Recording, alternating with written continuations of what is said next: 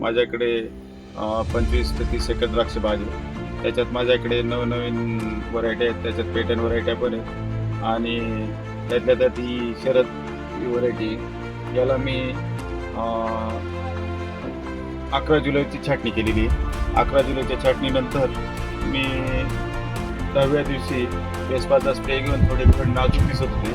त्याच्यात मी 12व्या दिवशी DP98 आणि मायक्रोमॅक्सचा ओमेक्स या कंपनीचे एक प्रोडक्ट आहे. अतिशय म्हणजे घट जिरू नये म्हणून त्यांनी सजेस्ट केलेलं होतं, पण एकदम स्ट्रॉंग बंच झाले आणि जी अपेक्षा नव्हती बंच थोडे बाळीत जातील असं, तर बाळीत न जाता घट स्ट्रॉंग होऊन अतिशय सुंदर असं रिझल्ट भेटलेला आहे.